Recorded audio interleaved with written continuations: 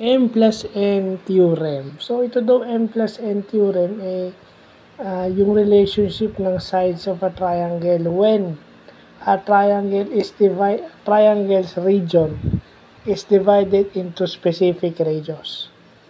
So, another trigonometry topic, no, na ito yung topic sa trigo na may topic din sa geometry. Kaso, ang mahirap dito, ang formula nito, hindi tangent, cotangent ang ginagamit. So, yung reciprocal ng arctangent, yung reciprocal ng tangent, yun ang ginagamit. So, mahirap. So, kailangan alam mo yung values ng cotangent siguro hanggang 360 degrees. No? Yung buong trigonometric table na talaga. Yun yung tinanong ko kay Sir Alfred, anong tawag doon sa mga table na yun. So, yun yung sinabi niya sa akin. So, yun.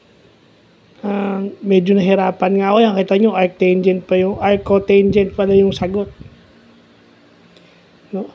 Sa formula, yung cotangent ang ginagamit. Pero ang sagot mo is arcotangent. Kasi hinahanap mo yung cotangent.